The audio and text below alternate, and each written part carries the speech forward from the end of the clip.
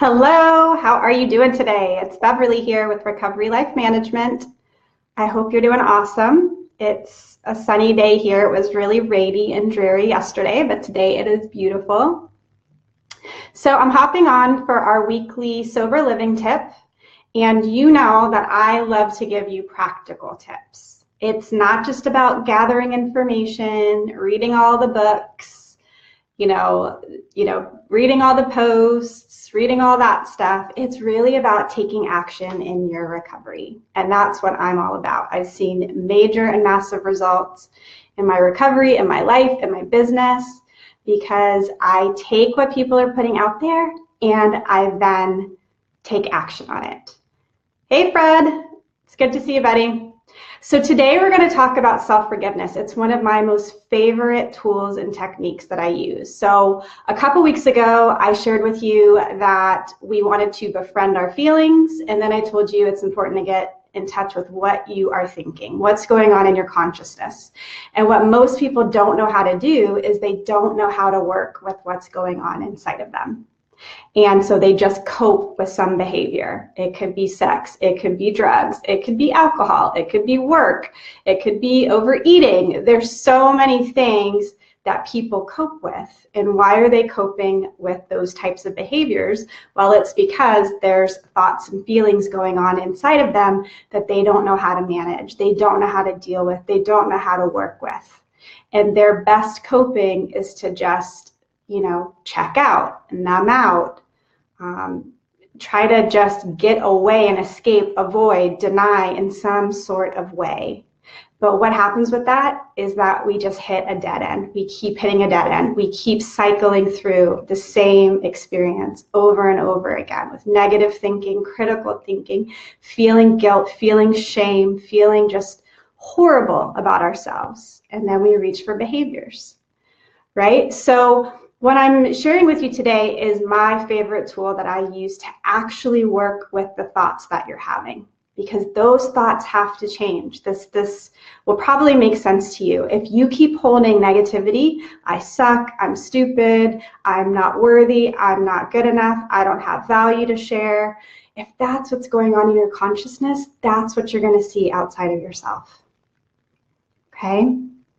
And so what I want you to hear here is that this is actually a solution, this is actually a way to get off of the loop, get off of the cycle, and free yourself. And I want you to hear this. You have to free yourself. You have to learn the strategies and apply them to yourself to free yourself. Other people can guide you. Other people can hold the space for you. Other people can support you and love you. But if at the end of the day, if you aren't willing to love yourself, if you're not willing to apply the learnings, if you're not willing to practice and take responsibility for this, it's going to be really tough to shift that, right? So I'm speaking very directly right now, and that's really coming from a non-judgmental, loving place inside of me that's just kind of calling this out and speaking to the truth inside of you, okay? And this tool is super cool. This is just such a great tool. And so, if you are somebody that needs support around self-forgiveness, I want you to stay to the end, because I'm gonna actually give away a free worksheet to those people that share this video with somebody that you know that needs to learn self-forgiveness or maybe struggling with this right now. You could share it to your group. You could share it to a group that allows people to share videos and posts like this. Sharing it somewhere where other people can also receive this tool, because that's what I'm all about. I want to reach more people with these tools and techniques so that people can free themselves from the bondages inside of themselves. Once we take that addiction away, people think everything's just going to get better. And the truth is, if you don't learn how to work with your system, the inner system, the thoughts and the feelings, you will most likely return to those behaviors because you just don't know how to work with what's going on inside of you. So let's get on to the self-forgiveness. So self-forgiveness is really cool. We usually hear about forgiving other people. And what I want you to receive here is that this is really about forgiving judgments, forgiving beliefs that we have held on to as truth. That's actually what we're forgiving. We're forgiving ourselves for buying into misunderstandings and holding those misunderstandings for truth for all these years. Okay, so why am I talking to you about this? Okay, first of all, because I was very much like you, where I had a lot of challenges with this. I especially had challenges with my thinking. I was very critical of myself. I hated myself. I had trouble looking at myself in the mirror without feeling like immense loathing and disgust for myself, right? So I knew if I didn't change that experience, that there's no way I was going to be able to maintain any sort of sobriety. There was no way I was going to be able to get to a place where I was actually living my potential, which is what I truly wanted to be able to do, right? And so about 6 months into my recovery process, I ended up going to the University of Santa Monica and getting a master's degree in spiritual psychology. So this is actually a tool that I learned there, that I learned how to receive and how to implement in my own life, and I've been sharing it for the last 12 years. So it's something I have practiced immensely. It's something I am devoted to. It's something I live by because it's all about clearing the old beliefs out. A misstep I see a lot of people make is that they want to try to mentally or intellectually just clear a belief out. So we might reframe or use CBT, or not that these tools and techniques aren't helpful, but I just found that it was more than just reframing something on a mental or emotional, intellectual level. Like I needed to clear it from the core of my being because I had latched on to this story of how awful and horrible and no good and piece of crap I was. And I had been buying into that for such a long time that just a simple reframe, I wasn't able to dig into that. It didn't create enough of a shift for me to really start to believe it and buy into it. And for me, self-forgiveness did create that shift, right? So let me take you through the process here. Like I said, for anybody that shares this video, I will provide you a worksheet that actually takes you through the process. So one of the first things that you got to do when it comes to this process is you've got to get real and honest about what the thoughts are that you are holding in your consciousness. So what I mean by that is any beliefs you have that you would consider to be, not serving you, negative beliefs, any judgments you have against yourself, right? So any of these kind of misunderstandings, I've already listed out several here, but I'll go through them again because they're really easy to access, is I'm not smart. I don't have value to share. Other people are better than me. I'm a loser. I'm not lovable. Nobody wants to listen to what I have to say. And you can go on and on and on. Like you have to tap into your own. So this isn't about me telling you what's going on in between your head or between your ears. This is about you really connecting with yourself and being like, okay, what is going on in there? What am I thinking for a large majority of the day? Or what are the thoughts that every once in a while creep back up and really hinder me from being my best self, right? And that is like key information for you because it's going to tell you this is the stuff that you need to work with. Hey guys, Misty, Karen, good to see you, right? You want to be for what is the story I have about myself? And this is why this is so important, is because most people hold on to this old story about themselves. And then they want to create something new with an old story about themselves. And it's just not aligned. If you want to create and live your potential, then you have to have the consciousness of somebody who is creating and living their potential. And so for me, it's always like as soon as a negative thought comes up, as soon as some, that critical voice comes up for me, I immediately stop. And because I've done this process so many times, I go right into the self-forgiveness process. And there's some sentence stems that are really key with self-forgiveness. So it would be like, I forgive myself for buying into the misunderstanding that I'm stupid. I forgive myself for buying into the misinterpretation that I'm never going to be able to be successful in my business. I forgive myself for judging myself as unworthy of love. I forgive myself for judging myself as unacceptable. I forgive myself for buying into the misunderstanding that I'm not lovable.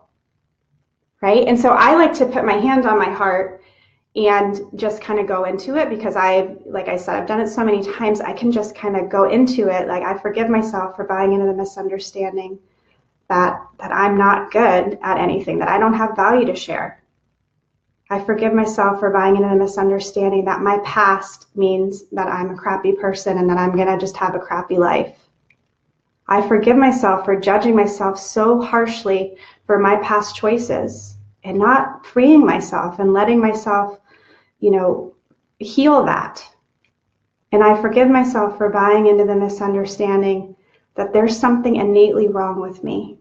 Because the truth is, and then you want to go into truth statements.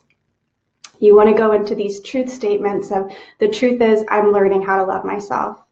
The truth is that I am tapping into my value. The truth is that there is value inside of me to share. The truth is that I am an awesome person. The truth is that I am learning how to live a better life. The truth is, yeah, maybe I made mistakes in the past, but I am taking those mistakes and now I'm self-actualizing and becoming a better person and sharing my gifts with other people. Right? So it's such a beautiful tool, because it's like, at the end of the day, bottom line, we either choose to keep strengthening the ego, choose to keep strengthening that old story of how crappy we are, choose to keep beating ourselves up. And I don't know about you, but I lived there for a long time and I never saw the results that I wanted to see in my life from approaching it that way. Right? So it's very much about leaning into this new way of being, this new story, this potential that you're creating in your life, this new thing that you're stepping into. And what is the truth there? What is the truth for you there? That's what you want to have going on in your consciousness. That's where you can create something extraordinary out of your life and be the person that you've always wanted to be. You can't create that from that old consciousness. And this is the bridge that I don't see people making in recovery.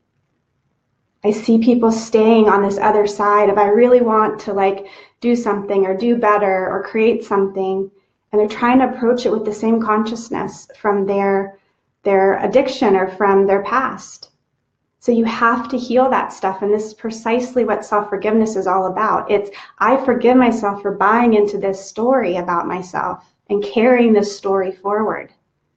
This is not working for me. So the truth is, I'm letting it go. The truth is, this story doesn't work for me. The truth is, this story just keeps me small, and that's not where I want to be, unless that is where you want to be, right? But this is like a truth teller here. This is you really getting real and raw about what's going on for you and what you're telling yourself and what you're holding in your consciousness, and then getting really real about, is that what I want to hold or not? And if you want to let it go, the self-forgiveness statements can really let you let it go, but you've got to feel into it. So this is not just about just saying statements and thinking this is gonna, be gone by just saying a couple statements. This is like deeply inside of yourself saying, I forgive myself for continuing to beat myself up and hold myself hostage with all of these negative thoughts. And I forgive myself for doing that, and I am letting that go today. I am releasing this into the nothingness from which it came, and I am stepping into what I know to be true for me, that I have great intentions to be a helper and a healer, that I have great intentions of what I want to do in this world to make it a more positive place. I forgive myself for buying into the misunderstanding that I can't take the right action steps, or that I need to know everything, or that I need to have everything perfect before I can share my truth. You don't have to have all those things together to share your truth. You don't have to have everything together to share your love. You don't have to have everything together to be grace and share grace with other people. You can be it right now. The only thing that's stopping you is a story you tell yourself that you believe in.